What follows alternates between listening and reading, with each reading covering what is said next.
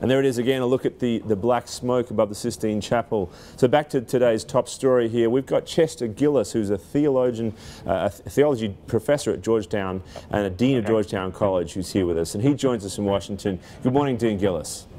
Good morning. How are you? Very well, thank you. So, you know, this is captivating stuff. We're going to have another vote, it seems, later today. Is there anything we can glean from just smoke as to what's going on behind those closed doors at this stage? No, I think the first vote is generally kind of a primary, really, if there were a primary in the Vatican election, to see who the candidates are. Today it'll be more serious. There'll be chances for 4 votes today, and by the end of the day we might have white smoke, but it may take another day. I don't think it'll take more than 2 more days. Why do you say that? What gives you confidence that they're going to get to a conclusion pretty soon? Well, I think the first ballot is just to see who's likely contenders, and then those that have very few votes likely will fall out in the waning in the next day. And then they'll be down to, you know, 3 or 4, I bet, by the end of today, if they don't decide it today. Once they see the ballot, once they see who's got a certain number of votes, then votes tend to shift one way or another pretty quickly.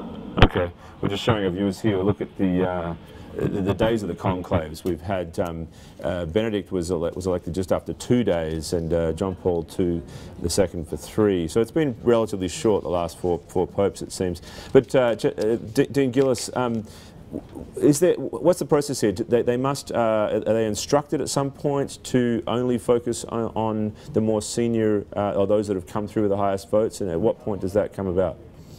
No, there's no instruction. They can vote as they wish, but they're all aware if somebody has 3 votes and somebody has 35 votes, sure, it's likely the person with 35 votes is going to move up and the person with 3 votes is going to drop out.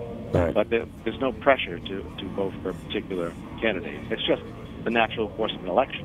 Right. Now, obviously, you've studied this intensely for many years, and for those of us who don't pay a lot of attention to it, I think can be struck by some of the arcane details. And our story today, you know, talks to the sort of intense secrecy and the swearing, the oaths of secrecy that the cardinals must make before they go about this process. It seems obviously incredibly opaque.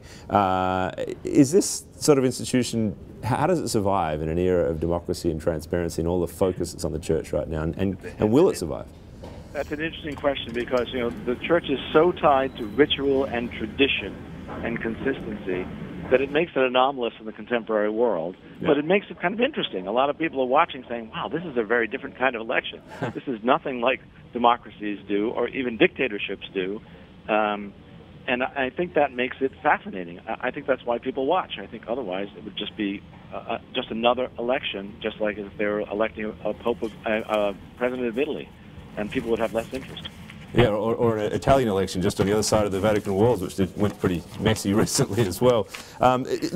Looking at the question of age here, and how important this might be in the voting things. Of course, Benedict was a bit of an outlier. He was 78 when he was elected in 2005, but his predecessors all more or less below 65. Do you think that'll be a factor in the election this time around? I do think it will be a factor. There's no question about it. I think it's unlikely they're going. Only 5 of the cardinals are in their 50s. Most are 60s and 70s. To pick someone in his mid-50s, for example, means you have this pope for potentially 40 years with longevity. I think they might be reluctant to do that. Then certainly not. I don't think they're going to pick somebody who's 75 or over, too old. But anywhere from 60 to 72 is within the range, I would say. So you pick somebody who's 71 or 72, like Scola, you might have them for maybe 13 years, which is a reasonable papacy. You pick someone who's 60, you might have them for 25 years. Right. That's a reasonable range. Okay. Well, Dean Gillis, thank you very much for your time. Appreciate it this morning. Full coverage of this, of course, throughout the day. And as you might have seen on the screen there, we do expect smoke sometime afternoon, so stay tuned for that.